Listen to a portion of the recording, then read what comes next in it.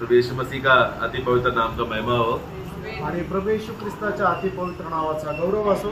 प्रभु ने हमको फिर से एक बहुत अच्छा सौभाग्य दिया है, एक और बार फिर से मिलकर संगति करने के लिए। आणि प्रभूने एक चांगलं सौभाग्य आपल्याला दिलेलं आहे की पुन्हा एकदा आपल्याला एकत्र मिळून सहभागिता करण्याकरता जैसा जैसा दिन मिलते जाता है वैसे वैसे हम लोग प्रभु में संगति में बढ़ते रहना, यही प्रभु का इच्छा है। आणि जसे जसे आपल्याला दिवस मिळत जातात तसं तसं प्रभूच्या संगतीमध्ये वाढणं हीच इच्छा आहे।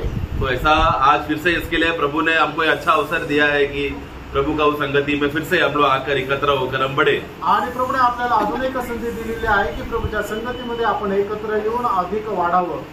तो आज बोर्ड सबको दिख रहा है ना, तो दो मनुष्यों को मैं यहाँ पर बनाया हूँ। मैंने मतलब आर्टिस्ट कोई और है लेकिन बस समझने के लिए है। आणि या ठिकाणी दोन मनुष्याला या ठिकाणी चित्र काढलेलं आहे। तो हम जानते हैं परमेश्वर जब पूरा मनुष्य जात को देखते समय में दो ही मनुष्य को प्रभु देखता है। आणि परमेश्वर ज्या वेळेला मनुष्य प्राण्यांकडे बघतो त्यावेळेला दोनच मनुष्याकडे बघतो। ये है आदम और ये है यीशु। आणि हा आदम आहे आणि हे प्रभु येशू ख्रिस्त आहे। परमेश्वर ने जब मनुष्य को जब निर्माण किया, परमेश्वर ने मनुष्य को एक उद्देश्य से बनाया है जो, और ये एक ऐसा महान उद्देश्य है जो युगानी युग तक ये उद्देश्य का कार्य को हम देख पाएंगे। आणि परमेश्वराने ज्या वेळेला मनुष्याची निर्मिती केली त्यावेळेला एका विशेष उद्देशाने निर्मिती केली आणि हा एक असा उद्देश आहे की तो युगानुयुग तो चालत राहणार आहे। तो उसके लिए तो प्रभु ने हमें वो उद्देश्य समझना है। वचन के द्वारा प्रभु हमसे क्या बात करना चाहते हैं, प्रभु का दिल का हृदय का उद्देश्य क्या है, वो बस उसका एक छोटा सा स्टडी है। आप लोग इस विषय में शायद जानते भी रहेंगे आप। आणि प्रभूच्या हृदयाचा जो उद्देश आहे त्याच्यावर आज आपण मनन करणार आहोत। कदाचित तुम्हाला ते ठाऊकही असेल। तो अब विषय ये है कि धारण करना, आणि विषय हा आहे की ग्रहण करणं, नहीं धारण पहनना, परिधान करणं। हाँ, हम लोग मसीह हमें परमेश्वर ने जब मनुष्य को जब बनाया आणि परमेश्वराने ज्या वेळेला मनुष्याला बनवलं, हम जानते हैं कि परमेश्वर ने मनुष्य को सीधा बनाया करके भविष्यवक्ताओं में सब हम पुस्तकों में पढ़ते हैं। आणि परमेश्वराने मनुष्याला सरळ बनवलं हे आपण संदेष्टांच्या पुस्तकामध्ये वाचतो। परमेश्वर ने जब आदम और हव्वा को बनाते समय में महिमा देकर बनाया क्या? आणि परमेश्वराने आदम आणि हव्वा यांना बनवताना त्यांना गौरव देऊन बनवलं का? मनुष्य को कैसा बनाया? आणि परमेश्वराने मनुष्याला कसं बनवलं? मिट्टी से ही बनाया, लेकिन उसका अवस्था कैसा था? उसने कुछ पहना था क्या? आणि त्याने काही परिधान केलेलं होतं का? बाइबल में ऐसा एक वाक्य हम पढ़ते हैं, एक वचन आपण वाचूया। उत्पत्ति का पुस्तक 2 अध्याय, उत्पत्ति त्याचा 2 अध्याय उसका 25, त्याचं 25 वचन। ये पाप करने के पहले की बात है आणि पाप करण्याच्या अगोदरची ही गोष्ट आहे। आदम और उसकी पत्नी हाँ दोनों नंगे थे, हाँ पर लज्जा के न थे। हाँ, मतलब वो लोग ने कुछ पहना था क्या? आणि त्यांनी काही परिधान केलेलं होतं का? नहीं। तो ये वाक्य एक वाक्य क्लियरली स्पष्ट करता है कि परमेश्वर ने जब मनुष्य को बनाया था बिना वस्त्र या कुछ भी वो लोग धारण ना करे हुए उसी रीति से वो लोग ने परमेश्वर ने उनको बनाया था। आणि परमेश्वराने ज्या वेळेला मनुष्याला बनवलं त्यावेळेला त्यांनी कुठल्याही प्रकारे काही परिधान केलं नव्हतं, अशा परिस्थितीमध्ये बनवलं। रोमियो का पुस्तक में जब हम पढ़ते हैं आणि रोमकराच्या पुस्तकामध्ये ज्या वेळेला आपण वाचतो उसका 3 अध्याय में, त्याच्या 3 अध्यायामध्ये हम लोग ये वाक्य के आधार पर लोग हमेशा बोलते हैं कि परमेश्वर ने जब मनुष्य को बनाया तो वो पाप के वजह पाप करने के बाद उसका महिमा निकल गया करके ऐसा समझते हैं। 23 पढ़ना, 3 का 23। रोम त्याचा 3 अध्याय त्याचं 23 वचन। इसलिए कि सबने पाप किया है, हाँ, और परमेश्वर की महिमा से रहित थे। उसका ही मराठी में कैसा है? कारण सर्वांनी पाप केले आहे, हाँ, ते देवाच्या गौरवाला उणे पडले आहे, कम पडले। कम, हाँ, ये शब्द राइट है। आणि हा शब्द बरोबर, हे वचन बरोबर आहे। मतलब परमेश्वर ने जब मनुष्य को बनाया आणि ज्या वेळेला देवाने मनुष्याला बनवलं उसको महिमा को धारण करने के लिए बनाया था आणि त्याला गौरव परिधान करण्याकरता बनवलं होतं, जिसकी वजह से मनुष्य को अभी क्या करना पड़ेगा? आणि ज्याच्यामुळे मनुष्याला आता काय करावं लागेल? अगर वो जीवन का वृक्ष खा लेता, जीवनाच्या झाडाचं फळ जर त्याने खाल्लं तो असतं, तुरंत परमेश्वर ने जो इच्छा किया कि वो महिमा धारण करे वो तभी वहां पर पूरा हो जाता था। आणि मग जसं देवाने इच्छा केली होती की मनुष्याने गौरव परिधान करावा, त्यावेळेला ते फळ खाल्ल्यानंतर त्याने गौरव त्याला मिळालं असतं। परमेश्वर ने मनुष्य को जानबूझ के ही नंगा बनाया। क्यों जानबूझ के नंगा बनाया? आणि परमेश्वराने मनुष्याला जाणून बुजून नग्न बनवलं ते का? ताकि वो जीवन का वृक्ष को खाकर परमेश्वर ने जो उद्देश्य किया है कि महिमा धारण करके जिए, वो उद्देश्य वहां पर पूरा हो। आणि त्याने जीवनाच्या झाडाचं फळ खाऊन परमेश्वराचा जो उद्देश आहे की त्याने गौरव परिधान करावा, तर त्याने तो गौरव परिधान करावा। परंतु जिस दिन मनुष्य ने पाप किया, आणि ज्या वेळेला मनुष्याने पाप केलं, परमेश्वर ने जिस महिमा के लिए उसको चुनकर तू धारण करना चाहिए था, उद्देश्य करके रखा था, उसमें कमी आ गई, कम पड़ गया उसमें। आणि मग मनुष्याने तो गौरव परिधान जो करायला पाहिजे होता त्याच्यामध्ये तो कमी पडला। उदाहरण के लिए ओलंपिक्स के लिए सोचो 10 लोग भागने के लिए तैयारी कर रहे हैं, आणि ऑलिम्पिक मध्ये 10 लोक पळण्यासाठी शर्यतीत आहे। तो वो लोग क्या करेंगे? प्रतिदिन ओलंपिक्स के लिए उसके हिसाब से वो लोग क्या करते हैं? अपने शरीर को उसके हिसाब से वो लोग तैयारी करते हैं। आणि मग ते लोक आपल्या शरीराची तयारी त्याच्याप्रमाणे करतात। परंतु एक बार क्या हो गया, ओलंपिक्स के जो युद्ध मेन दौड़ने के 2 दिन पहले एक उसमें से एक दौड़ करने वाला व्यक्ति का एक्सीडेंट हो गया और पैर उसका टूट गया। आणि ऑलिम्पिक मध्ये धावण्याकरता जे लोक सराव करत होते त्याच्यापैकी एका व्यक्तीचा अपघात झाला आणि त्याचा पाय तुटला। तो वो क्या हो गया, ओलंपिक्स के दौड़ के दिन में लंगड़ते लंगड़ते पूरा स्ट्रेचर पट्टी लगाकर बैंडेज लगाकर ऐसा लंगड़ कर आ रहा है स्टार्टिंग पॉइंट में। आणि मग तो जो व्यक्ती आहे तो आपला काठी घेऊन आणि पायाला बँडेज बांधून तो लंगडत येत आहे। तो ये क्यों ऐसा आया? आणि तो असा का आला? क्योंकि ये व्यक्ति पहला क्वालिफाइड था भागने के लिए, सामने मुकुट रखा है, सामने उसको इनाम रखा है, पहला वो व्यक्ति क्वालिफाइड था। आणि पहिला तो मनुष्य जो आहे तो त्या शर्यतीमध्ये भाग घेण्याकरता पात्र होता। परंतु जैसे ही वो लंगड़ा हो गया, वो अभी क्या हो गया, दौड़ने के लिए अभी वो कम पड़ गया, वो क्वालिफिकेशन लॉस्ट हो गया, वो नुकसान हो गया उसको। आणि मग जसं त्याचा अपघात झाला, त्याचा पाय तुटला, त्यावेळेला तो त्या शर्यतीमध्ये भाग घेण्याकरता अपात्र झाला। हाँ, मतलब उसमें एक ऐसा कमी आया जिसके वजह से वो दौड़ नहीं सकता और वो प्राइज इनाम जीत नहीं सकता। आणि त्याच्या जीवनामध्ये मग अशा प्रकारे उणीव आली की मग तो त्या शर्यतीमध्ये पडू शकत नाहीये आणि ते बक्षीस सुद्धा प्राप्त करू शकत नाहीये। उसी रीति से परमेश्वर ने जब मनुष्य को बनाया, उसको क्वालिफिकेशन क्या दिया कि तुझे भागना है और परमेश्वर का महिमा को प्राप्त करना है, जो उद्देश्य मनुष्य जात के लिए रखा था। आणि परमेश्वराने जसं मनुष्याला बनवलं त्याच्या पाठीमागं परमेश्वराचा उद्देश काय होता की मनुष्याने सुद्धा धावायचं आणि जो गौरव त्याच्याकरता ठेवलेला आहे तो परिधान करायचा आहे। उसका क्या परीक्षा था? प्रभु कहता है कि जिस दिन तू ज्ञान का वृक्ष का फल खाएगा उस दिन तू मरेगा, और पाप उसमें प्रवेश हुआ। आणि मग त्याचा परीक्षा काय होती की ज्या दिवशी चांगल्या आणि वाईट ज्ञान देणाऱ्या झाडाचं तू फळ खाशील त्यावेळेला तू पाप करशील। और उसी दिन क्या हो गया, अभी हमने रोमियो में क्या पढ़ा, जिस दिन वो फल खाया, ज्ञान का वृक्ष का फल खाया, अभी वो कमी हो गया उसमें, वो अभी क्वालिफाइड नहीं है जीवन का वृक्ष खाकर परमेश्वर का महिमा, जो परमेश्वर ने उसको महिमा के लिए धारण करने के लिए वस्त्र तैयार करके रखा था, वो अभी डिस्क्वालिफाई हो गया। आणि मग ज्या वेळेला त्याने ते चांगल्या आणि वाईटाचं ज्ञान होणारं फळ खाल्लं त्यावेळेला तो काय झाला की परमेश्वराने त्याला जो गौरव परिधान करण्याकरता सांगितला होता त्याच्या करता तो अपात्र झाला किंवा त्याच्याकरता तो कमी पडला। तो जैसे ही उसने फल खाया, हम जानते हैं, बाकी सब ले रहा नहीं, आप लोगों को मालूम है, उत्पत्ति 3 में हम पढ़ते हैं कि जैसे उसने फल खाया उसका शारीरिक ज्ञान की आंखें खुल गया, तुरंत वो पहचाना कि मैं शारीरिक रीति से नंगा हूँ। आणि मग ज्या वेळेला त्याने त्या झाडाचं फळ खाल्लं त्यावेळेला त्याचे शारीरिक ज्ञानाचे डोळे जे आहेत ते उघडले आणि मग त्याला समजलं की मी नग्न आहे। परंतु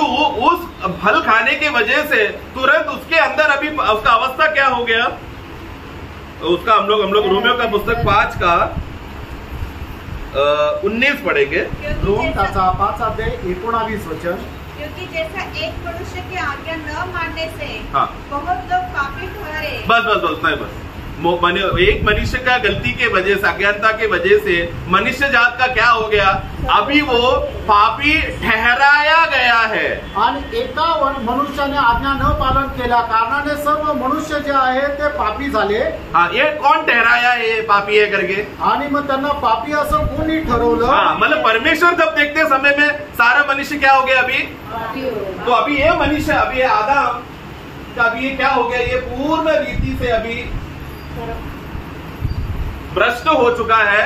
परमेश्वर के लिए कोई भी उपयोग पात्र या परमेश्वर के लिए उपयोगी बन सके ऐसा कुछ भी गुण उसमें नहीं है। आणि आदाम जो आहे तो आता पापी झाला, एकदम भ्रष्ट झाला आणि परमेश्वराकरता तो उपयोगातील असा कुठलाही गुण त्याच्यामध्ये नाही।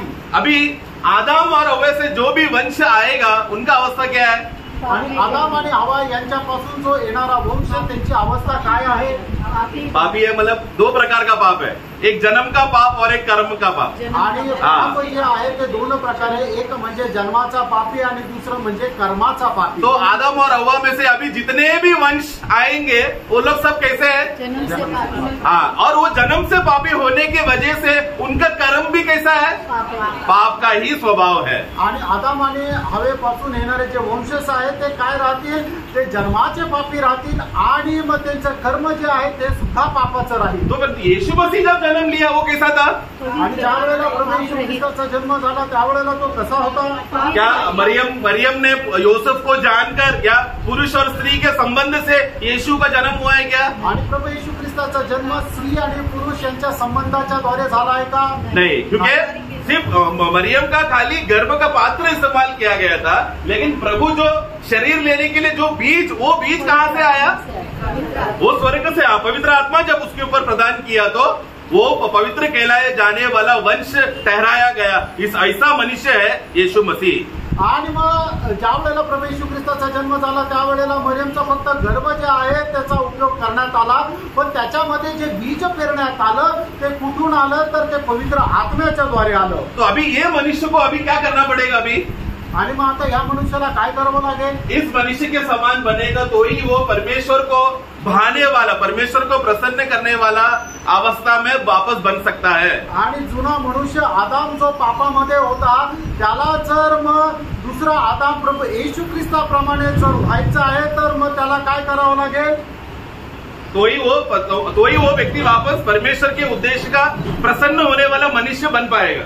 आणि मग त्याच वेळेला तो परमेश्वर प्रसन्न होणाऱ्या उद्देशामध्ये तो प्रसन्न होऊ शकेल। अभी ये जो हम जो ये देख रहे हैं ना, ये मनुष्य का प्राण को मैं बता रहा हूँ, ये शरीर नहीं है, ये मनुष्य का प्राण है। ये दाग कहाँ पर है? आणि मी ये दाग कहाँ पर है? शरीर में नहीं है, दाग में है, प्राण में है उसका दाग। आणि मी हे जे दाखवत आहे ते मनुष्याच्या जीवामध्ये असणारे ते डाग आहे। तो मनुष्य जब पापी है बोलते समय में वो व्यक्ति पापी है। आणि मनुष्य पापी आहे हे सांगत असताना तो व्यक्ति पापी आहे, मतलब वो उसका प्राणी अभी कैसा है? हाँ, मतलब परमेश्वर के नजर में गिरा हुआ, डिस्क्वालिफाइड। अभी तू मेरे लिए जो महिमा मैंने तैयार करके रखा था उसके लिए तू दौड़कर या उसको तू शामिल कर लेने के लिए तू अभी डिस्क्वालिफाई हो गया, तेरे में कमी आ गया है। आणि परमेश्वराने मनुष्याकरता तयार केलेला जो गौरव आहे तो धारण करण्याकरता मनुष्य आता कमी पडला। तो अभी ये मनुष्य कौन सा पानी से धोएगा तो या कौन सा अमृत पीने से ये दाग निकल सकता है उसका प्राण का? आणि मनुष्याने कुठल्या प्रकारचं पाणी, कुठल्या प्रकारचं अमृत पिल्यानंतर त्याच्या जीवामध्ये असणारे जे डाग आहे ते निघू शकतील? ऐसा सिस्टम नहीं है ना, ऐसा हाँ, अशा प्रकारची पद्धत नाहीये। तो ऐसा मनुष्य परमेश्वर की उपस्थिति में आकर कितना भी अच्छा आराधना कर लो, परमेश्वर को प्रसन्न होगा क्या उससे? आणि असा मनुष्य परमेश्वराच्या उपस्थितीमध्ये येऊन कितीही चांगल्या प्रकारची आराधना केली तरी सुद्धा त्याच्याद्वारे परमेश्वर प्रसन्न होईल का? ये मनुष्य को समझने के लिए बहुत साल लग रहा है। आज भी मनुष्य ये बात 6000 साल का इतिहास का मनुष्य के इतिहास में होने के बावजूद भी आज भी दुनिया में मनुष्य को ये बात, वो लोग को क्या लग रहा है? मेरे अंदर कुछ काबिलता है। पापी मनुष्य की बात कर रहा हूँ। वो लोग को ऐसा लगता है कि मेरे अंदर कुछ काबिलता है, मैं अगर थोड़ा कर्म किया, मैं अगर थोड़ा तीर्थ यात्रा किया, थोड़ा अच्छा काम किया तो परमेश्वर मुझसे प्रसन्न होगा करके। ये गलत फहमी उनके सभी मनुष्य जात के अंदर पहले से ही है। आणि 6000 वर्ष आयुष्याचा मनुष्याचा इतिहास आहे की त्याला अजूनही समजलं नाही की माझ्या जीवामध्ये लागलेलं जे पाप आहे ते सगळं धुवून जाऊन माझं तारण कसं होईल. तर त्याला काय वाटतं की जर मी काही चांगले काम केलं तर त्याच्याद्वारे माझं तारण होईल, पण अजूनही त्याला तारणाचा तो खरा मार्ग नाही समजलेला. हम लोग भी उनसे अलग नहीं है, हम भी वैसे ही थे. आणि आपणही त्यांच्यापेक्षा वेगळे नव्हतो, आपण त्यांच्याप्रमाणेच होतो. परंतु जब सुसमाचार का प्रकाश जब हमारे हृदय में आया तो हमने बाकी लोगों के समान हृदय कठोर नहीं किया, हमने वो सुसमाचार को ग्रहण किया, अनुग्रह से हमारा उद्धार हो गया. आणि ज्या वेळेला सुवार्तेचा प्रकाश आपल्याकडे आला त्यावेळेला इतर लोकांप्रमाणे आपण त्याला सोडून नाही दिलं, तर आपण त्याचा स्वीकार केला आणि त्याच्या कृपेच्या द्वारे आपलं तारण झालं. तो जिस क्षण जिस पल एक व्यक्ति प्रभु यीशु मसीह को अपनाता है, यीशु मसीह तू मेरा प्रभु है, तू मेरा उद्धार करता है, तू मेरे पाप के बदले मरा करके जब ये कोई व्यक्ति विश्वास करता है तो ये सारा दाग किसके ऊपर जाएगा?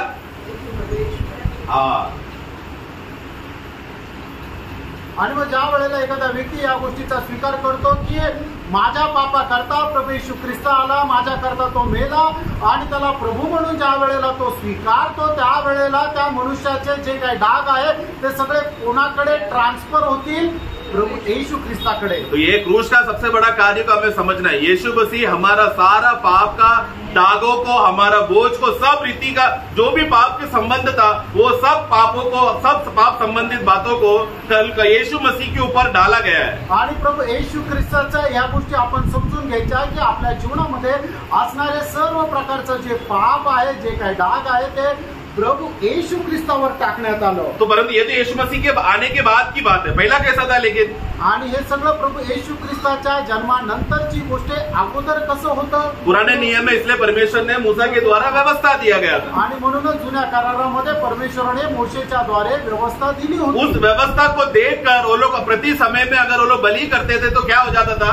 ये दाग जो है छुपा दिया जाता था, ढापा जाता था, ढक दिया जाता था. आणि परमेश्वराने मोशेच्या द्वारे दिलेल्या व्यवस्थेच्या अनुसार ज्या वेळेला ते होम अर्पण करत असे त्यावेळेला त्यांचे जे डाग आहे ते झाकले जायचे. तभी भी व्यक्ति धर्मी ठहराया गया क्या? आणि तरी सुद्धा मनुष्य तो नीतिमान ठरले गेला का? व्यक्ति तभी भी धर्मी नहीं, व्यक्ति तभी भी पापी है. आणि त्यावेळेला सुद्धा मनुष्य जो आहे तो पापी आहे. तो ये व्यक्ति कब पापी से धर्मी हो जाएगा? आणि तो मनुष्य पापापासून नीतिमान केव्हा होईल? जब वो विश्वास करेगा कि एक दिन एक मसीहा आएगा, भविष्य में आएगा, मेरा सारा पापों को लेकर जाएगा. वो बात को स्मरण करने के लिए आज मैं पाप बलि, होम बलि, मेल बलि, अन्न बलि चढ़ा रहा हूँ, क्योंकि आगे एक दिन मसीहा आके मुझे बचाएगा.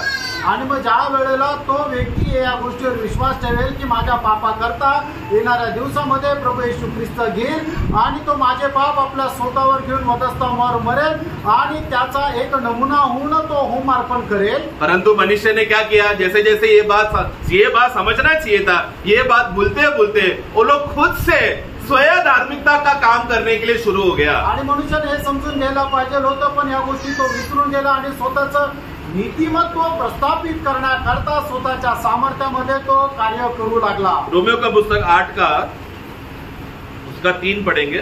रोम त्याचं 8 अध्याय त्याचं 3रं वचन. क्योंकि जो काम व्यवस्था शरीर के कारण दुर्बल होकर न कर सकी उसको परमेश्वर ने किया, अर्थात अपने ही पुत्र को पापमय शरीर की समानता में और पाप बलि होने के लिए भेजकर शरीर में पाप पर दंड की आज्ञा दी. अगला वाक्य 4.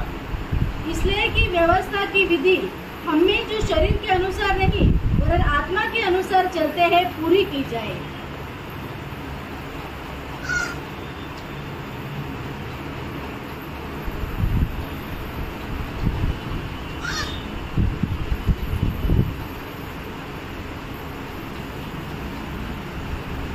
परमेश्वर का धार्मिकता का मांग ऐसा करके शब्द है क्या?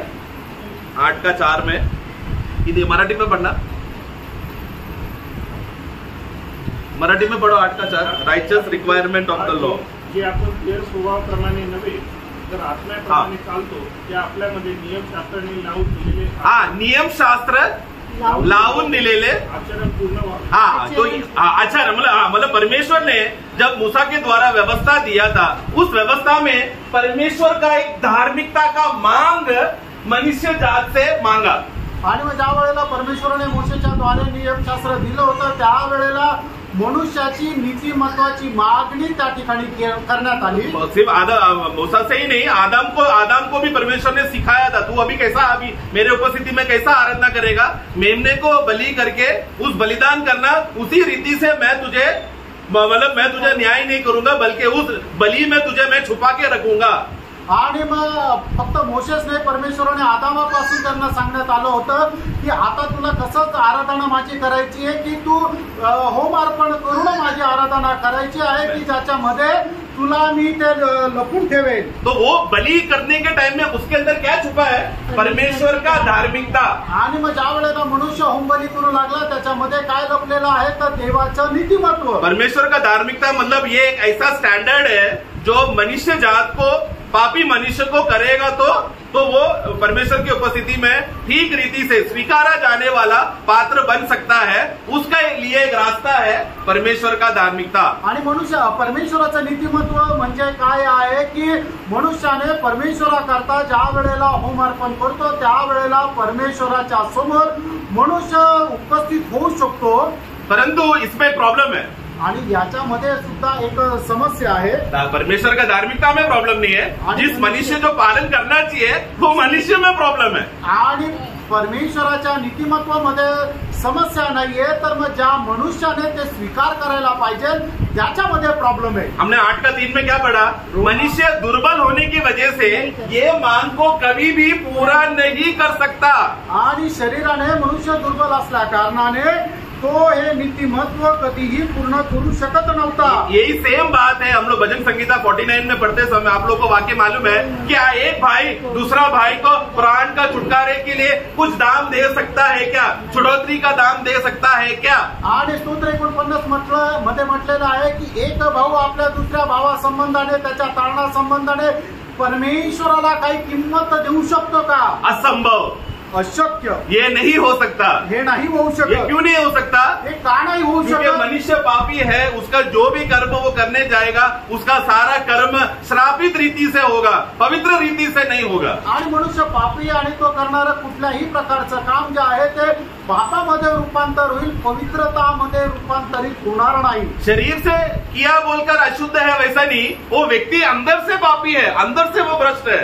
आणि त्याने करणारं काम त्याच्या शरीराच्या द्वारे केलं म्हणून तो पापी आहे असं नाही, तर तो आतमधूनच पापी आहे। यीशु ने क्या कहा?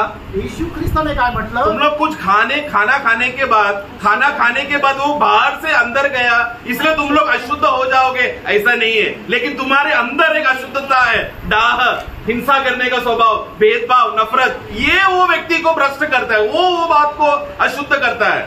बाहर से शारीरिक चीज नहीं, अंदर से बाहर को व्यक्ति को अशुद्ध करता है। आणि प्रभू येशू ख्रिस्ताने काय म्हटलं की जे बाहेरून आतमध्ये जातं ते तुम्हाला अपवित्र करत नाही, पण जे आतून बाहेर जातं तेच तुम्हाला अपवित्र करतो। म्हणजे काय की राग, लोभ, हेवा, मत्सर या सगळ्या गोष्टी ज्या आतून बाहेर येतात त्याच्याद्वारे मनुष्य अपवित्र होतो। रोमियो 10:3 परमेश्वर ने अभी मनुष्य को परमेश्वर का धार्मिकता दिया, अभी मनुष्य ने क्या किया? 10:3 वे परमेश्वर की धार्मिकता से अनजान होकर, देखो शब्द ध्यान देना, परमेश्वर की धार्मिकता से वो लोग अनजान होकर और अपनी धार्मिकता स्थापित करने और अपना खुद का धार्मिकता स्थापना करने के लिए यत्न करने लगे, परमेश्वर की धार्मिकता के अधीन न हुए। हाँ देखो, अधीन होना था परमेश्वर की धार्मिकता की उपस्थिति में, उनको वो धार्मिकता पे उनको अधीन होना था, लेकिन वो धार्मिकता को हटाकर वो लोग सब लोग स्वयं धर्मी करिए, स्वयं से वो लोग करने की कोशिश किया। आणि मनुष्याने काय की जे परमेश्वराचं नीतिमत्व आहे त्याच्या अधीन व्हायला पाहिजे होतं, पण त्यांनी तसं न करता ते स्वतःचं नीतिमत्व प्रस्थापित करायचा प्रयत्न केला। यशायाह का पुस्तक 64 में, यशायाह त्याचा 64 अध्याय 64 का 4 है शायद, मनुष्य का धार्मिकता क्या है इधर लिखा है, देखो 64 का 6 का रखिए, 64 का 6 यशायाह त्याचा 64 अध्याय त्याचं 6 वचन। हाँ एक मिनट, हम लोग सब लोग अशुद्ध है। कहाँ पर अशुद्ध है? प्राण, ठीक है। हाँ आगे। और हमारे धर्म के काम, हाँ सबके सब मैले निपुलों के सब, हाँ हमारा महिला जो धर्म का काम कहाँ पर करते हैं हम लोग? आणि नीतिमत्वाचं काम आपण कुठे करतो? शरीर में, शरीरात, ठीक है। तो बाहर शरीर में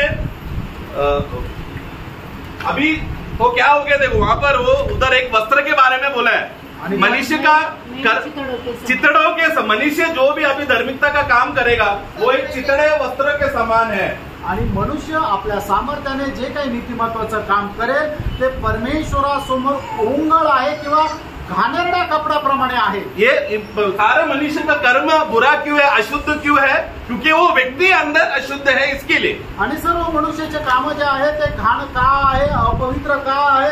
कारण तो मनुष्य आतून अपवित्र आहे। अगर ये अंदर का बात सेटल हो गया तो बाहर का धार्मिकता का कार्य भी अपने आप उसी में सेटल हो जाएगा। आणि मग त्याच्या आतमधून तो पवित्र झाला तर मग ते करणारे काम सुद्धा तो पवित्र राहील। परंतु ये बात ना सेटल करते हुए लोगों ने क्या करने लगा, अंदर की बातों को भूलकर बाहरी वो लोग सजावट में ध्यान देने लगे। आणि मग आतमधलं त्यांचा अपवित्रता आहे त्याला विसरून जाऊन ते बाहेरून चांगल्या प्रकारचे काम करायचा प्रयत्न करू लागले। इसलिए यीशु को फरीसियों के ऊपर देखकर गुस्सा आता था, हे कपटी फरीसियों, तुम लोग बाहर से शुद्ध करने देखते हो, बाहर से अच्छा अच्छा कपड़ा पहनते हो, लेकिन अंदर तुम लोग अभी भी कपटी हो। ये बात का सेंस तुमको क्यों नहीं है?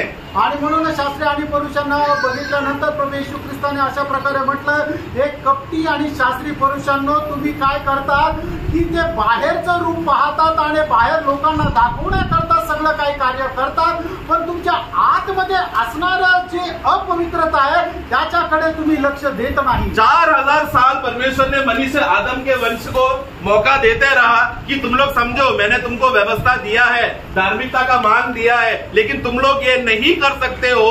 ऐसा बोलने के लिए परमेश्वर 4000 साल तक इंतजार किया, लेकिन कोई भी मनुष्य बोलने तैयार नहीं। आणि परमेश्वराने मनुष्याकरता तयार केलेला जो मार्ग आहे त्याची वाट पाहत पाहत 4000 वर्ष झाले, पण तरी सुद्धा मनुष्य तो मार्ग स्वीकारण्याकरता तयार नाही।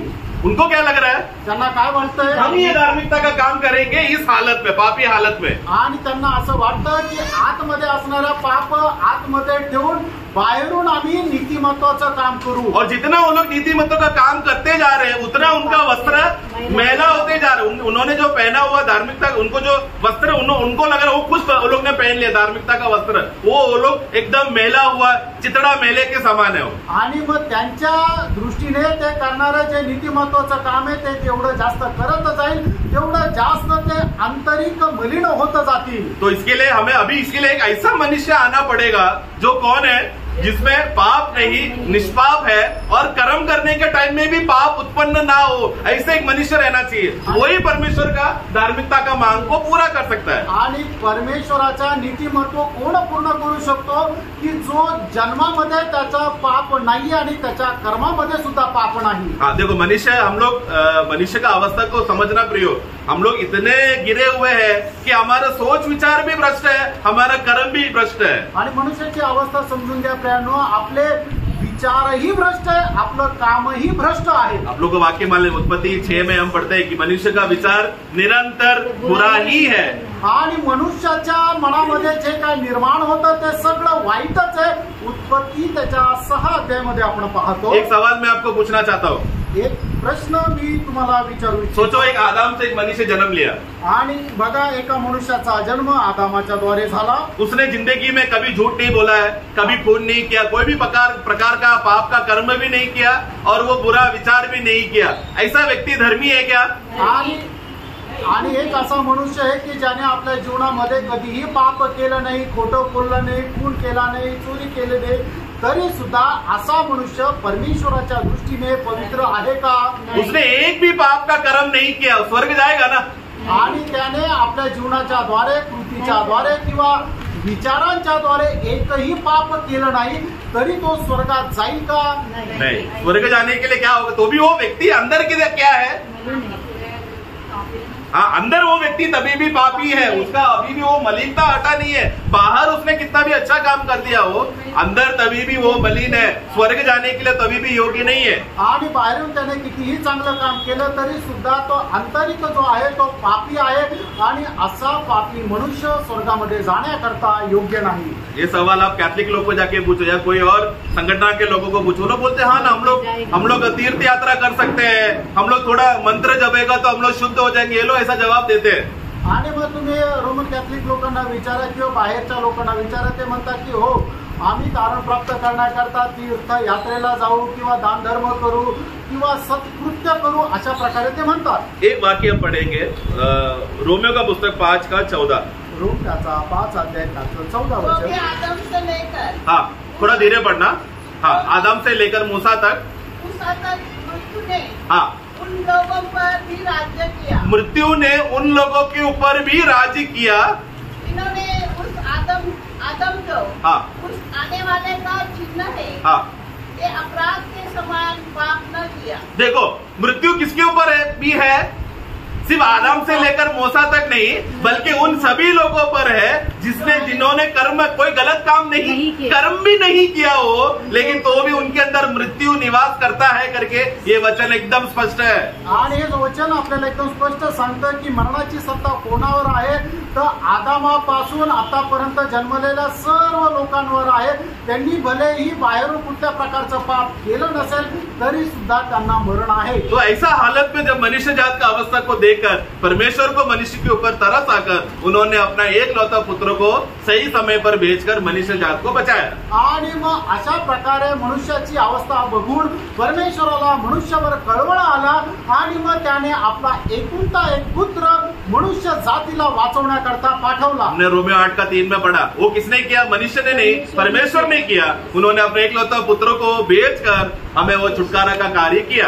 आणि हे परमेश्वराने केलेलं कार्य आहे की त्याने आपला एकुलता एक पुत्र पाठवून आपल्याला मुक्तीचं किंवा आपला तारणाचं कार्य केलं. अभी हर एक मनुष्य जब भी वो लोग धार्मिकता का काम करते हैं या परमेश्वर का मान जब करते हैं, तुरंत ही उन लोग के अंदर वो व्यक्ति का धार्मिकता भी उसके अंदर आ जाता. वो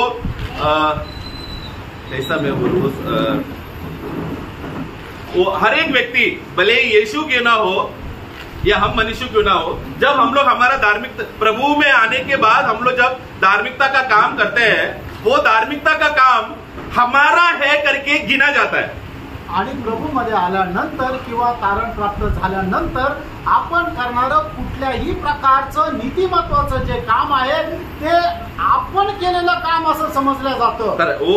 उसके ऊपर गिना जाएगा आणि ते असं मोजलं जातं. उसमें एक वाक्य हम पढ़ेंगे जैसे आपको बात को समझने के लिए. प्रकाशित वाक्य 19 का उसका 8 में, प्रकटीकरण 19 अध्याय 8 वचन. हाँ और महिमल पहनने का अधिकार दिया गया. हाँ, जो क्योंकि उस महिमल कार पर हाँ पवित्र लोगों के धर्म के, देखो किसके धर्म के काम है वो? पवित्र लोगों, लेकिन पवित्र लोग किस पर आश्रय होकर करता है? करने वाला सब ये एक्चुअली हमारे अंदर से जो करवा रहा है यीशु मसीह करवा रहा है. हम लोग स्वयं में नहीं कर रहे, यीशु मसीह हमसे करवा रहा है. लेकिन प्रभु का कितना बड़ा दया है कि ऐसा प्रभु पर, यीशु मसीह पर आश्रय कर प्रभु जिन जिन लोगों को मसीह का आत्मा की इच्छा के अनुसार काम करवाते हैं, प्रतिफल के दिन में क्या बोलेगा? ये वो व्यक्ति का धार्मिकता है. आणि बघा प्रभू येशू ख्रिस्ताची केवढी मोठी दया आहे की प्रभू येशू ख्रिस्त तारण प्राप्त झालेल्या लोकांच्या द्वारे नीतिमत्वाचं काम पूर्ण घेतो. आणि मग अशा प्रकारे नीतिमत्वाचं काम करणाऱ्या लोकांना ज्या वेळेला प्रतिफळ प्राप्त होतं त्यावेळेला त्यांना ते करणारं जे नीतिमत्वाचं काम आहे हे त्यांनी केलं आहे असं समजून त्यांना प्रतिफळ भेटेल. ध्यान देना, ये सफेद पोशाक जो है बाहर जो पहना है, ये सफेद पोशाक वो व्यक्ति का स्वयं धार्मिकता का वस्त्र है. आणि बाहेरून घालणारे जे पांढरे पोशाख आहे, नहीं अब ये कपड़ा नहीं, हमारा ये कपड़े नहीं, ये प्राण के ऊपर हमने मनुष्य स्वयं धार्मिकता कर वो लोग ने क्या किया? स्वयं धार्मिकता का वस्त्र अंदर ही पहने, शरीर में नहीं. देखो मेरा टॉपिक शरीर का है ही नहीं, प्राण में. हाँ, तो प्राण में जब भी एक व्यक्ति पापी जब यीशु मसीह में आने के बाद भी, यीशु मसीह के पहले भी, जो कोई भी स्वयं से मैं ये कर सकता हूँ, मैंने आज ऐसा किया, मैंने इधर प्रार्थना की तो ये चंगा, वो लोग सब क्या कर रहे हैं? स्वयं धार्मिकता वो लोग ये कर रहे हैं. वो स्वयं धार्मिकता उनका क्या है? उनका स्वयं धार्मिकता का वस्त्र है. आणि ज्या वेळेला मनुष्य आपल्या स्वतःच्या मध्ये राहून आपल्या मीपणामध्ये राहून करणारं कुठल्याही प्रकारचं नीतिमत्वाचं काम किंवा कुठल्याही प्रकारचं चांगलं काम जे आहे ते करतो त्यावेळेला ते काम कुठलं राहतं? ते स्वतःचं नीतिमत्व राहतं. हमने रोमियो 10:4 में हमने वो पढ़ा, वो रोमियो 10:3 में पढ़ा हमने. 10:3 मध्ये आपण ते वाचलं.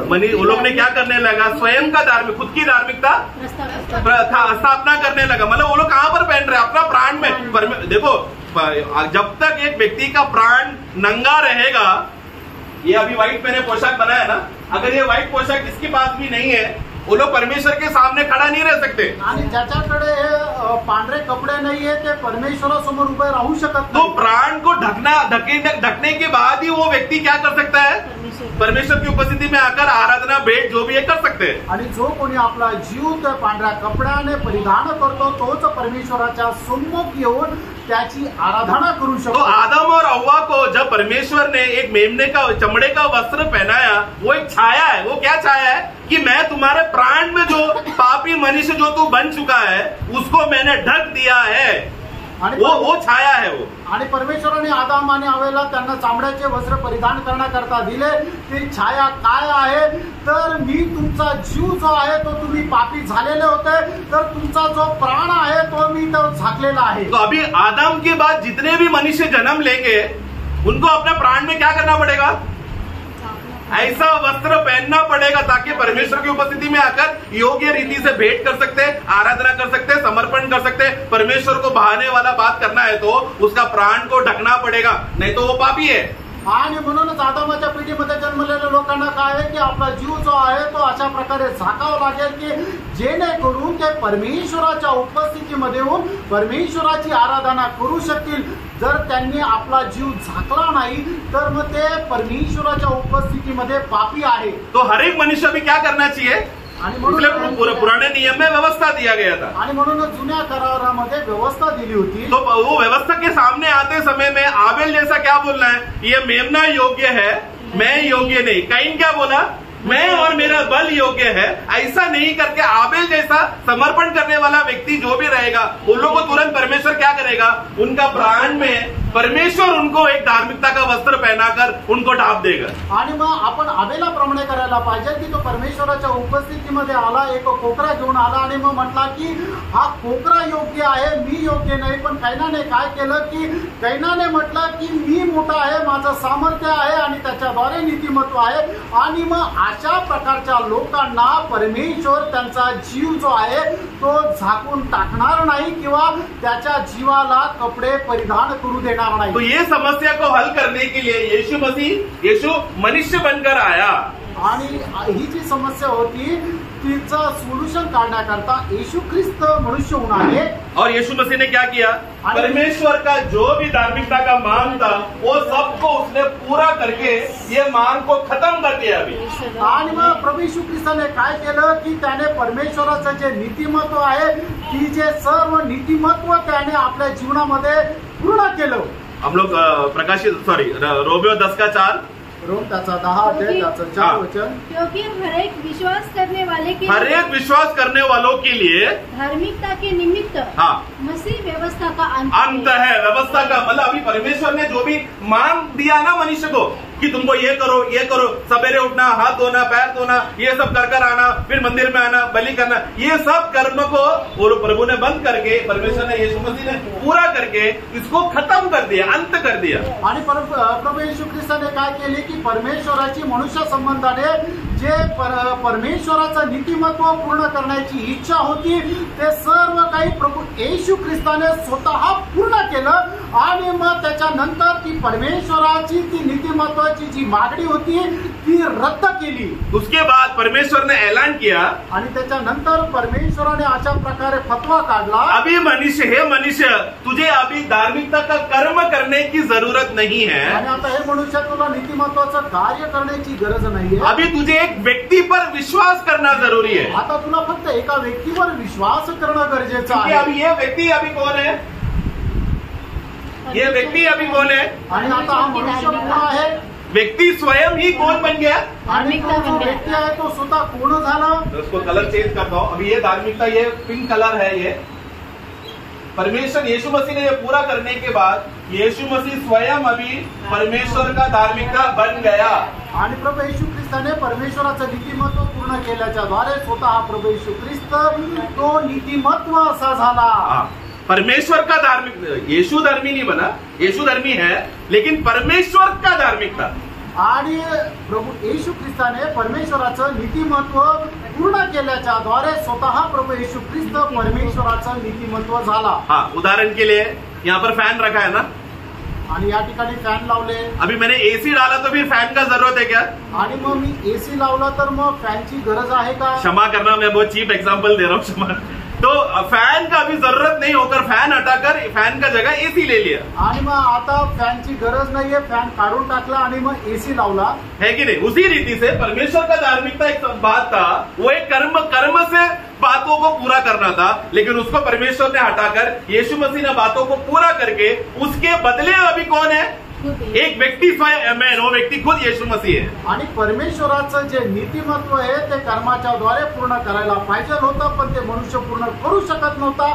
म्हणूनच प्रभू येशू ख्रिस्ताने आपल्या शरीरामध्ये राहून ते परमेश्वराचं नीतिमत्व जे आहे ते पूर्ण केलं. म्हणूनच आता परमेश्वराचं नीतिमत्व कोण आहे? तर स्वतः प्रभू येशू ख्रिस्त आहे. आमेन. अभी वो एक कर्म नहीं, वो एक व्यक्ति है.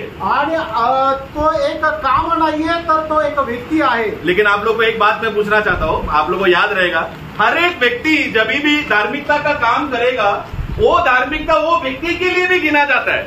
आणि मग प्रत्येक मनुष्य ज्या वेळेला नीतिमत्वाचं काम करतो ते नीतिमत्वाचं कार्य त्याने केलं आहे असं मोजल्या जातं. ऐसा यीशु मसीह ने जब इस दुनिया में जीते समय में उन्होंने भी खुद का वो धार्मिकता को खुद के नाम में उन्होंने स्थापना किया, उसी को कहते हैं मसीह का धार्मिकता.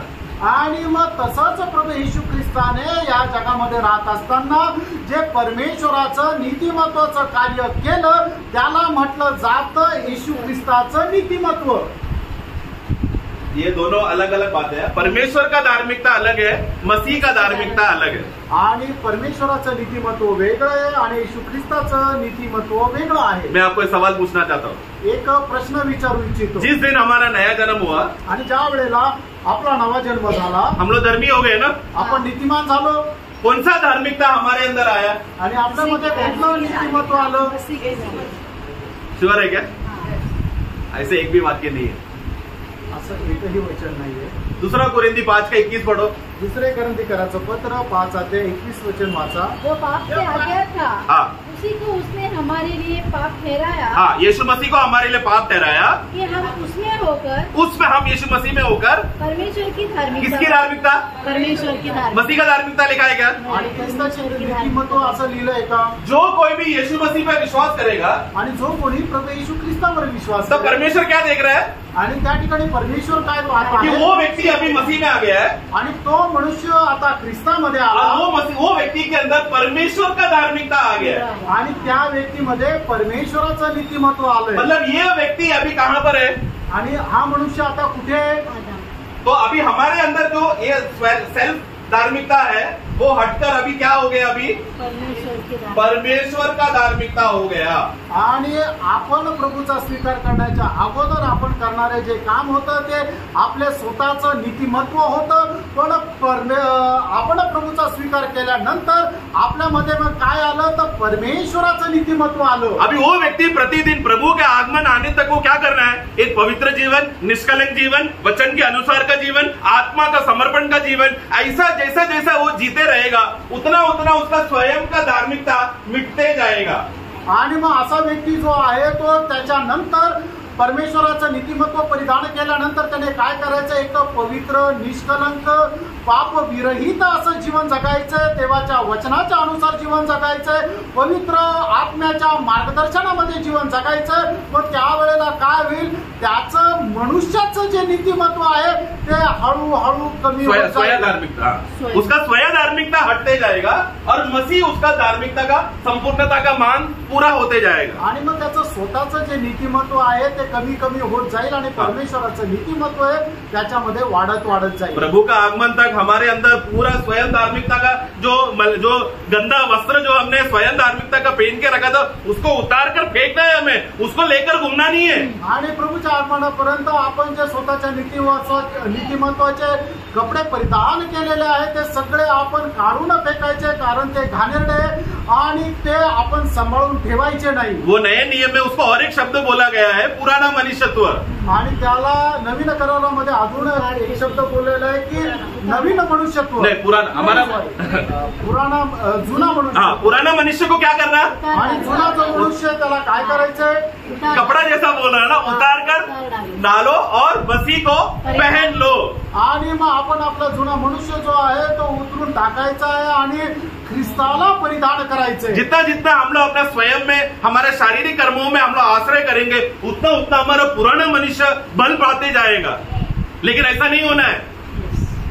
जितना जितना हम लोग अपने स्वयं में शारीरिक बातों में दुनिया पर आश्रय करना, स्वयं पर, प्रभु पर आश्रय ना करते हुए स्वयं पर आश्रय करेगा, उतना हमारा पुराना मनुष्य का बल बढ़ते जाएगा। आणि जेवढं जास्त आपण आपल्या स्वतःच्या नीतिमत्वामध्ये राहून कार्य करू, तेवढं जास्त आपला जुना मनुष्य जो आहे तो बल संपादन करत राहील। इसलिए पौलुस ने पहले चेतावनी दिया है, हमारा पुराना मनुष्य क्या करना, बाहरी मनुष्य प्रतिदिन कमजोर होते रहना है, और अंदरूनी मनुष्य जो मसीह में हमको धार्मिकता, हमको वस्त्र मिला है, जो मसीह स्वयं है, वो क्या होना चाहिए, अंदर ही अंदर बल होते जाना, बलवान होते जाना है। आणि म्हणून प्रेषित पौल अशा प्रकारे म्हणतो की आपला बाहेरील मनुष्य जो आहे तो क्षय पावत जायला पाहिजे आणि आपला आंतरिक मनुष्य की जो प्रभू येशू ख्रिस्त आपल्यामध्ये आहे तो बल संपादन करायला पाहिजे। हर एक मनुष्य, जब वो विश्वासी लोग जब स्वर्ग में जाएंगे, हर एक व्यक्ति को वो व्यक्ति का धार्मिकता प्रभु उनको प्रतिफल देगा। आणि मग ज्या वेळेला पवित्र लोक स्वर्गामध्ये जाईल त्यावेळेला प्रभू काय करेल की त्यांना नीतिमत्वाचं प्रतिफल देईल। हाँ, मतलब उन्होंने जो भी वो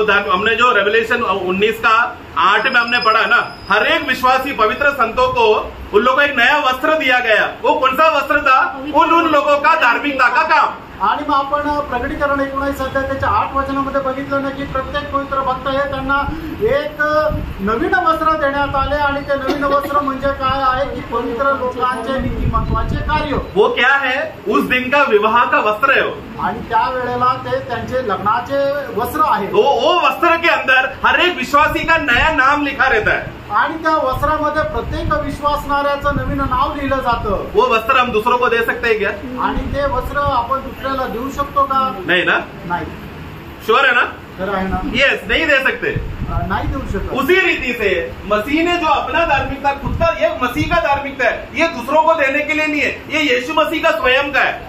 आणि त्याचप्रमाणे प्रभू येशू ख्रिस्ताचं जे नीतिमत्व आहे ते दुसऱ्याला देण्याकरता नाहीये, तर ते त्याचं स्वतःच आहे। लेकिन यीशु मसीह ये कमाने के लिए क्या पूरा किया? परमेश्वर के द्वारा। हाँ, ये किसके लिए है?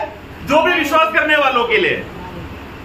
आणि मग प्रभू येशू ख्रिस्ताने स्वतःचं नीतिमत्व कमवण्याकरता काय केलं, तर परमेश्वराचं नीतिमत्वाला त्याने पूर्ण केलं। जल्दी हम लोग पढ़ेंगे फिलिपियों का पुस्तक 2:9।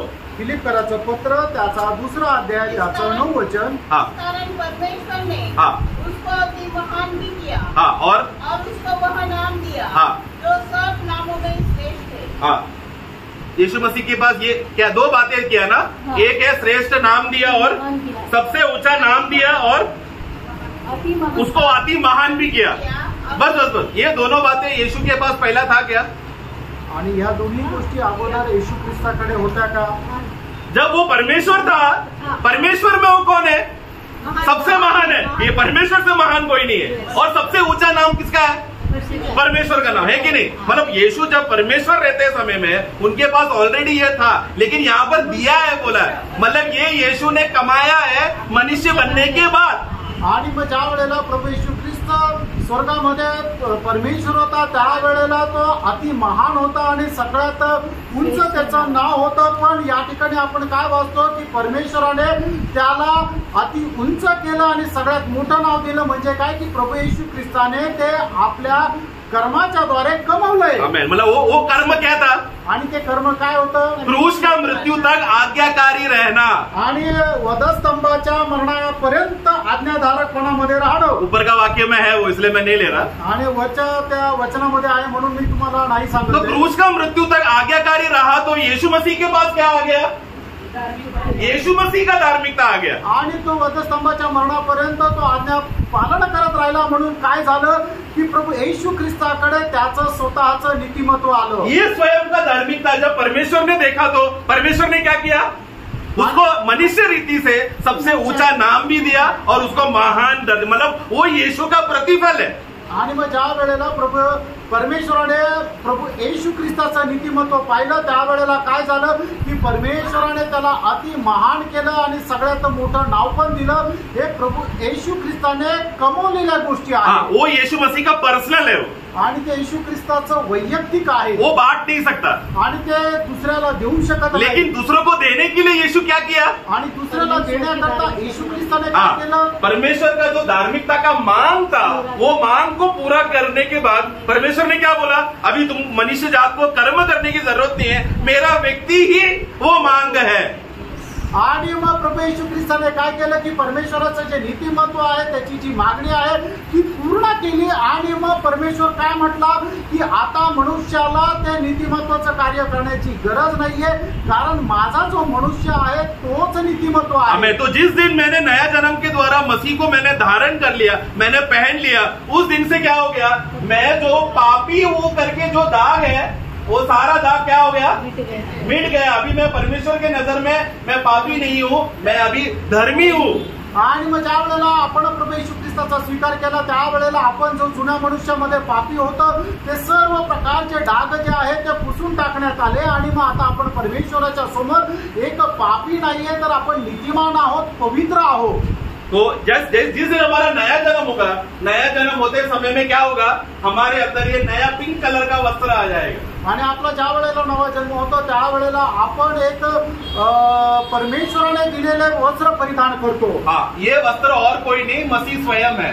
आणि हे जे वस्त्र आहे ते दुसरं काही नाही तर स्वतः ख्रिस्त आहे, जिसको हम लोग और धार्मिकता का वस्त्र भी बोलते हैं. आणि ज्याला नीतिमत्वाचे वस्त्र सुद्धा म्हणतो, उसको नया मनुष्य भी बोलते हैं. आणि त्याला नवा मनुष्य सुद्धा म्हणतो. ये कभी हो रहा है? नया जन्म पाने के बाद मिलने वाली बातें. आणि नवा जन्म प्राप्त झाल्यानंतर भेटणाऱ्या या गोष्टी आहे. तो एक वस्त्र, समय को बचाने के लिए मैं फटाक से मैं आगे बढ़ता हूँ आणि वेळ वाचवण्याकरता आपण लवकर पुढे जाऊया. तो अभी विश्वासी नया जन्म पाने के बाद जो पहला वस्त्र मिलता है वो है धार्मिकता का वस्त्र. आणि तारण प्राप्त झाल्यानंतर एक विश्वासणाऱ्याला सगळ्यात पहिले भेटणारे नीतिमत्वाचे वस्त्र. दूसरा हम पढ़ेंगे 2 कोरिन्थी उसका 5 का 1 से 4 तक. दुसरे कोरिन्थीकराचं पत्र 5 अध्याय 1 ते 4 वचन. क्योंकि हम जानते हैं हाँ. कि जब हमारा पृथ्वी पर का डेरा सभी का घर गिराया जाएगा. देखो, पृथ्वी पर हमारा डेरा सा घर मतलब कौन सा? जो हम लोग ने यहाँ पर पैसा देकर घर खरीदा, वो घर का बात नहीं है. हमारे शरीर, ये शरीर क्या है? एक डेरा है. प्रभु ने हमको इसको, ये डेरा में कौन रहता है? हमारा आमेन. वो प्राणी रहता है, वो व्यक्ति, वो प्राणी कहाँ पर रह रहा है? उसका शरीर उसका घर है, अंदर रह रहा है वो प्राणी, वो व्यक्ती. आणि आपलं शरीर जे आहे ते एक तंबू प्रमाणे आहे. आणि या तंबूमध्ये कोण राहतो? त्या मनुष्याचा जीव राहतो. आणि अशा प्रकारे तो जीवधारी प्राणी असतो. उसका अभी समय बचाने के लिए 3 और 4 पढ़ना. इसके पहनने से हम नंगे न पाए जाए. हाँ. और हम जिस डेरे में रहते हुए बोझ से दबे कर आते हैं, क्योंकि हम उतरने में ही वरन और पहनना चाहते हैं. बस वो वाक्य ढूंढने के लिए मैंने पढ़ा. अभी हम लोग क्या करने वाले हैं? उतारने वाले नहीं है, बल्कि और एक वस्त्र पहनने वाले हैं. उसके ऊपर अभी क्या होगा? हाँ, ये कौन सा वस्त्र है? हाँ, धार्मिकता का वस्त्र तो ये है, महिमा का. आमेन, प्रेज़ द लॉर्ड. वो वस्त्र का नाम, मतलब अभी हम लोग ये कहाँ पर पहनेंगे? महिमा का वस्त्र. हम ये शरीर निकल, यीशु मसीह जब रैप्चर होगा, हम सबको उठा लिया, तुरही फूकी जाएगी, तब हम लोग पलक झपकते ही बदल जाएंगे. क्या बदलेंगे? हाँ, मतलब हमारा क्या बदल रहा है? तभी हमारा शरीर बदल रहा है. आणि ज्या वेळेला प्रभूचं आगमन होईल त्यावेळेला आपण रूपांतर होऊन बदलून जाऊ. त्यावेळेला जसं फिलिप्पीकराचं पत्र 3 अध्याय 21 वचन सांगतं की आपलं हे जे दीनहीन शरीर जे आहे ते प्रभू येशू ख्रिस्ताच्या गौरवाप्रमाणे रूपांतरित होऊन जाऊ. म्हणजे आपण काय आहे की तो गौरव परिधान करू. आमेन. महिमा एक वस्त्र के समान है. आणि गौरव जे आहे ते एका कपड्याप्रमाणे आहे. यही महिमा का वस्त्र स्वर्गदूत लोग भी पहनते हैं. आणि हेच गौरवाचे कपडे जे आहेत ते स्वर्गदूत सुद्धा परिधान करतात. फटाक से पढ़ेंगे मत्ती का पुस्तक, ताकि डाउट कंफ्यूजन ना रहे इसके लिए. उसका मत्ती 28 का 3 पढ़ना. मत्ती 28 अध्याय 3 वचन. उसका रूप बिजली का सा और उसका वस्त्र पाले के समान उज्ज्वल। देखो उसका वस्त्र बोला है, स्वर्गदूत लोग वस्त्र पहनते हैं क्या? मतलब वो जो चमक है, जो महिमा है, वो क्या है? मानो एक वस्त्र के समान पहना हुआ दशा को कहते हैं, उसी को कहते हैं महिमा। आणि मग स्वर्गदूताने काही कपडे परिधान केले आहे का? नाही. तर स्वर्गदूताचा जो गौरव आहे तो एकदम पांढऱ्या शुभ्र बर्फाप्रमाणे चमकेल। अब यहाँ तक कि पिता परमेश्वर के बारे में भी एक बात वर्णन किया है, आणि पिता परमेश्वर संबंधाने सुद्धा एक गोष्ट सांगितलेली आहे। दानियल का पुस्तक, दानियल उसका 7 का 9 पढ़ना। दानियल 7 अध्याय त्याचं 9 वचन। मैंने देखते देखते अंत में क्या देखा कि सिंहासन रखे गए और कोई अति प्राचीन विराजमान हुआ। उसका वस्त्र हिम सा उजला। देखो अति प्राचीन व्यक्ति, यहाँ ये पिता परमेश्वर के बारे में कहा गया, उन्होंने भी क्या पहना है? पहना है वस्त्र पहना। वो भी क्या है? महिमा है। वो महिमा को, तेजस को, कोई चमक को देख नहीं सकता, लेकिन लेखक जब वर्णन करता है वो लोग ऐसा वर्णन कर रहे हैं मानो वो लोग ने कुछ चमकने वाला वस्त्र पहना है, मतलब वो एक धारण करने वाली बात है। आणि या ठिकाणी अति प्राचीन म्हणून ज्याचा संबोधित केलेला आहे तो स्वतः पिता परमेश्वर आहे आणि त्याने सुद्धा परिधान केलेलं आहे। ते परिधान काय केलेलं आहे?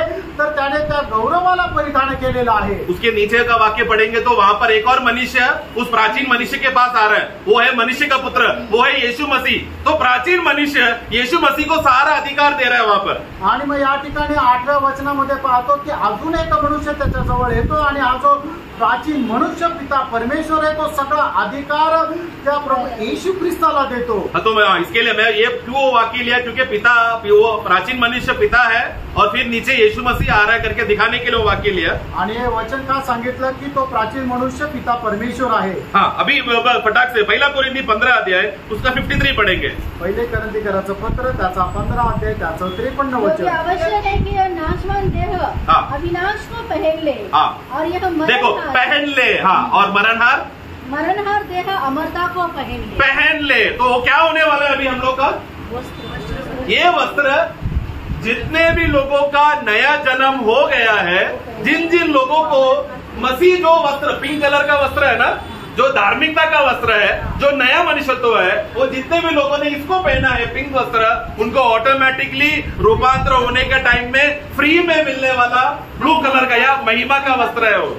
आणि मग ज्यांचं कोणाचं तारण झालेलं आहे, जो नवा मनुष्य बनलेला आहे, त्यांनी काय केलेलं आहे ते प्रभू येशू ख्रिस्ताला परिधान केलेलं आहे आणि त्यांचे जे नाश होणारे जे कपडे आहेत ते काढून टाकलेले आहे आणि गौरवयुक्त जे आहे ते कपडे परिधान केलेले आहे। आणि मग ज्या वेळेला ते प्रभू येशू ख्रिस्तासोबत जातील त्यावेळेला काय आहे की तो गौरव जो आहे तो परिधान करतील। मैं एक बस 5 मिनट में लेकर मैं खत्म कर रहा हूँ, क्षमा करना समय ज्यादा लेने के लिए।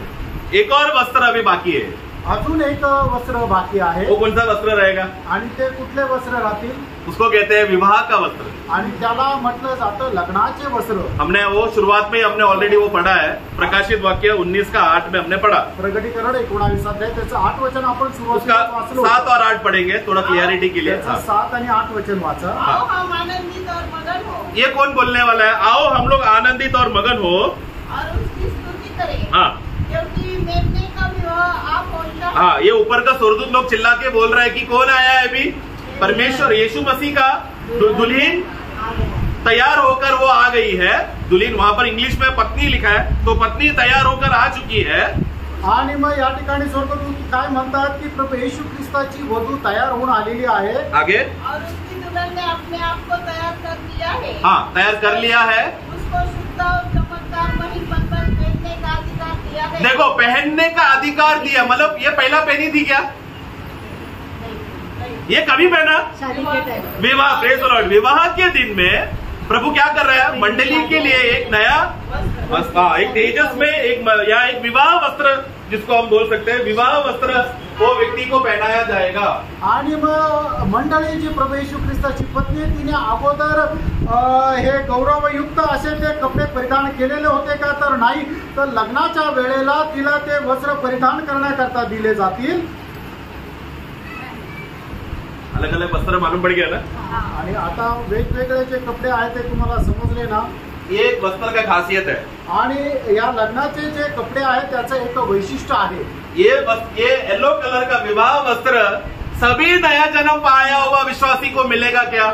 आणि मग या ठिकाणी सांगितलेले जे लग्नाचे वस्त्र आहे ते प्रत्येक नवा जन्म प्राप्त झालेल्या विश्वासणाऱ्याला भेटेल का? आमेन। ऐसे विजयशाली लोग, मतलब जितने लोगों ने, मतलब पहला कोरिंथी 3 अध्याय में वाक्य आप लोग को मालूम है, वहां पर एक न्याय वहां पर हो रहा है। तो 6 प्रकार के वस्तुएं वहां पर है, लकड़ी, घास, भूसा और सोना, चांदी, बहुमूल्य पत्थर। ये लेकर प्रभु हर एक विश्वासी लोगों का ये धार्मिकता का वस्त्र के ऊपर प्रभु क्या करेगा? न्याय करेगा। आणि मग ज्याप्रमाणे पहिले कोरिंथीकराचं पत्र त्याचा 3 अध्याय त्याच्या 7 ते 9 वचनामध्ये लिहिलेलं आहे की मनुष्याने करणारे जे काम आहे ते अग्नीच्या द्वारे पारखले जातील, ते म्हणजे लाकूड, घास, भुसा आणि सोने, चांदी आणि बहुमूल्य दगडाप्रमाणे राहतील। आणि मग ज्याचं काम सोने, चांदी आणि बहुमूल्य दगडाप्रमाणे राहील त्याच्यावर ते नीतिमत्वाचे जे वस्त्र आहे त्याच्यावरती हे लग्नाचे वस्त्र प्रभु त्यांना परिधान करण्याकरता देईल। तो अभी ये क्या हो रहा है वहां पर? ये जो पिंक कलर का जो धार्मिकता का वस्त्र है, विश्वासी को जैसा जैसा वो आत्मा में समर्पण होकर पवित्र जीवन जीकर पिता परमेश्वर की इच्छा के अनुसार जब भी जिएगा, वो तभी क्या करेगा? सोना, चांदी, बहुमूल्य पत्थर को बटोरते रहेगा, उसमें पिंक वस्त्र में आते रहेगा ये। आणि मनुष्याचं तारण झाल्यानंतर परमेश्वर त्याला देऊ करणारे जे नीतिमत्वाचे वस्त्र आहे ते परिधान केल्यानंतर मग तो मनुष्य परमेश्वराच्या इच्छेच्या अनुसार कार्य करत राहील आणि मग सोने, चांदी आणि बहुमूल्य दगड जे आहे तो जमा करत राहील। परंतु जो स्वयं में जीने लगा, शरीर से जीने लगा, पुराना मनुष्यत्व को ज्यादा सपोर्ट किया, संसार का अभिलाषाओं में जीने लगा, वो क्या करेगा? लकड़ी, घास, भूसा उसी में कमाएगा। आणि मग जो स्वतःच्या नीतिमत्वामध्ये चालतो, जो स्वतःच्या इच्छेप्रमाणे चालतो, तो काय करतो? तो आपल्याकरता लाकूड, घास आणि भुसा जो आहे तो एकत्र करत राहतो। बहुत और न्याय के दिन में हर एक विश्वासी को प्रभु एकत्र कर आग से ताका जाएगा, आणि आग से मतलब न्याय किया जाएगा। आणि न्यायाच्या दिवसामध्ये काय होईल की परमेश्वर सर्व लोकांना एकत्र आणून त्यांनी करणारे जे काम आहे ते अग्नीच्या द्वारे पारखले जातील। तो जो विश्वासी को सोना, चांदी और बहुमूल्य पत्थर से उसने कमा कर प्रभु का आगमन तक समर्पण होकर जीते लगा, उसको क्या मिलेगा? उसका काम जलेगा नहीं, बल्कि प्रतिफल मिलेगा।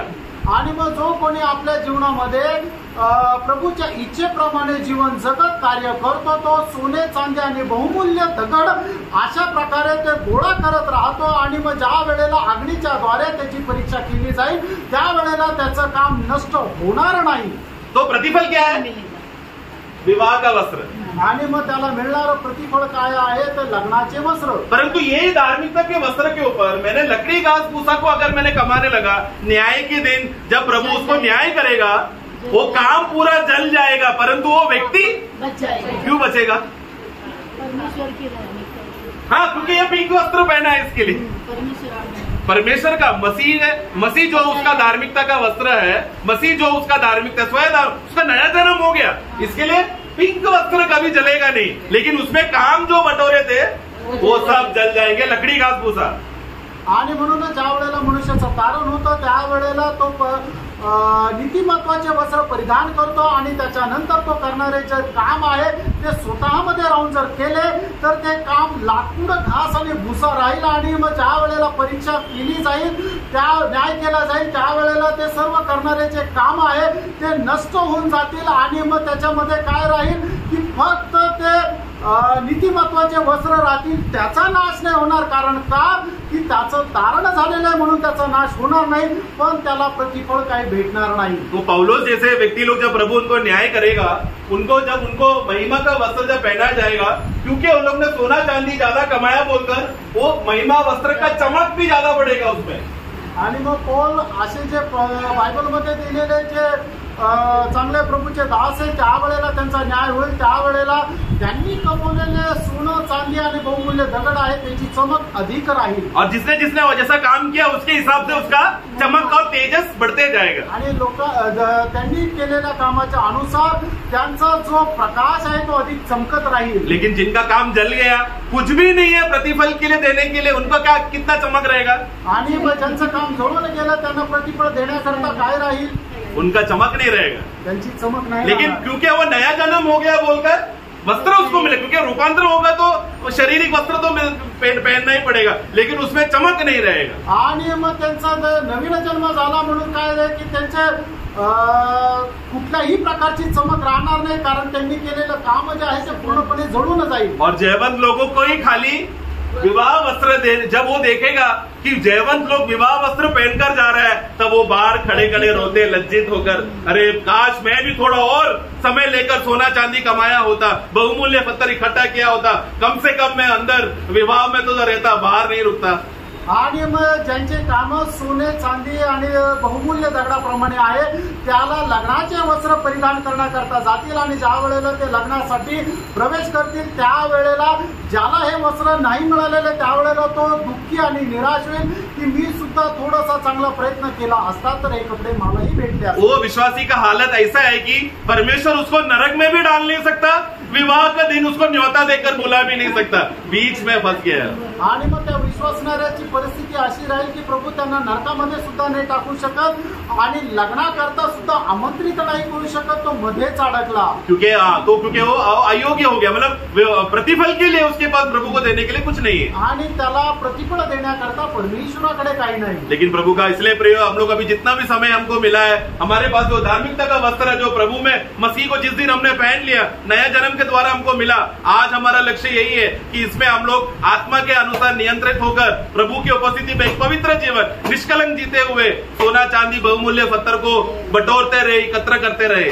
आणि म्हणूनच तारणाच्या द्वारे आपल्याला मिळालेलं नीतिमत्वाचे वस्त्र प्रभूने आपल्याला दिलेले आहे, आणि त्या नीतिमत्वाचे वस्त्र परिधान करून आपण परमेश्वराची इच्छा पूर्ण करत आत्म्याच्या अनुसार जीवन जगत, वचनाच्या अनुसार जीवन जगत, ते सोने चांदी आणि बहुमूल्य दगड आपल्या करता गोळा करत राहू। आने वाला आएगा, देर नहीं करेगा, आणि येणारा येईल आणि उशीर लावणार नाही। आने के टाइम में उसके हाथ में प्रतिफल भी रहेगा ना, आणि येताना त्याच्या हातामध्ये आपल्या करता प्रतिफल पण राहील। प्रभु को मालूम है कितने विश्वासी लोग जयवंत होकर विवाह का वस्त्र पहनने लायक योग्य हो गए करके प्रभु ये जानेगा उस दिन, लेकिन हमको मालूम पड़ेगा, प्रभु जानता है लेकिन हमको मालूम पड़ेगा। आणि मग त्यावेळेला आपल्याला समजेल की किती लोक त्या लग्नाचे वस्त्र परिधान करून त्या लग्नाच्या सोहळ्यामध्ये प्रवेश करतील। प्रियो, इसलिए अब ये मत सोचना कि मैं विवाह में नहीं जाएगा चलेगा, कम से कम मैं स्वर्ग में पहुंच जाऊंगा, ऐसा गलत फहमी में नहीं रहना। प्रियो, पौलुस क्या कहता है, तुम दौड़ रहे हो तो ऐसा दौड़ो मानो कि तुम प्रतिफल पाने के लिए दौड़ रहे हो। आणि मग असा कोणीही विचार करू नये की मला जर त्या लग्नामध्ये प्रवेश करायची संधी नाही भेटली तरी चालेल,